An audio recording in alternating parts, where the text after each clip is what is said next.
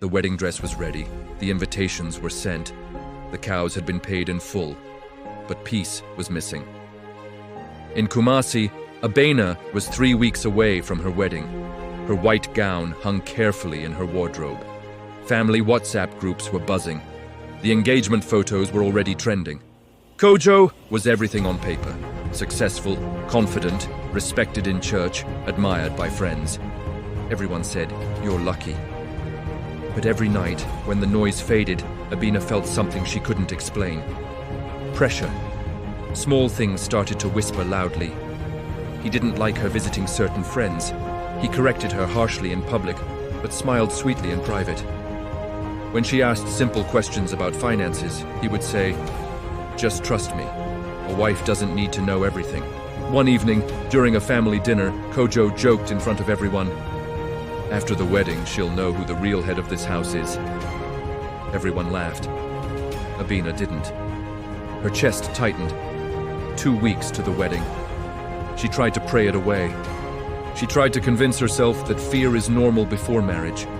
But fear and lack of peace are not the same. Then one night, she overheard Kojo on the phone. If she doesn't like it, she can leave after marriage. By then, it won't matter. Her heart dropped. Suddenly, the red flags were no longer whispers. They were alarms.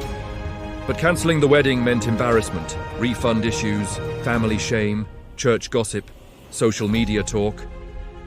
Her mother had already sewn matching outfits for the traditional ceremony. Her father had proudly told his friends.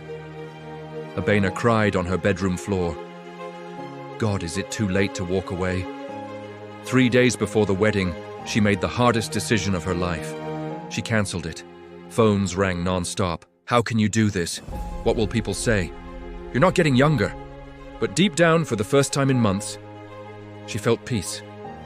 Months later, while volunteering at a community literacy program in Accra, she met Daniel.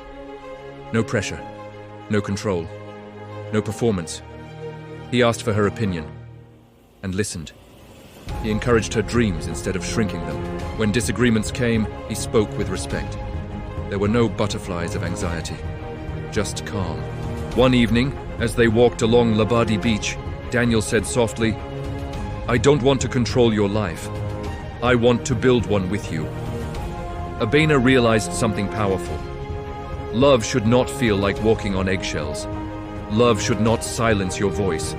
Love should not rush you into fear. The dress she almost wore would have led her into a cage. But the embarrassment she feared became her protection. And this time, when she said yes, it wasn't because of pressure. It was because of peace. 1. Peace is a greater confirmation than pressure. If you constantly feel anxious, silenced, or afraid, that is not love speaking. And red flags don't disappear after marriage. What you ignore during engagement will multiply in marriage. 3. Embarrassment is temporary. A wrong marriage can be permanent. 4. God's protection sometimes looks like cancellation. Closed doors are not always loss, they are rescue.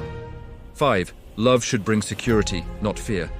If you lose your voice before marriage, you may lose yourself after it. If you are in a relationship where peace is missing, pause. Don't rush because of age. Don't stay because of shame. Don't marry because of pressure. Choose peace over applause. Choose wisdom over wedding pictures. Choose a future that feels safe, not just impressive. And remember, it's better to cancel a wedding than to escape a marriage.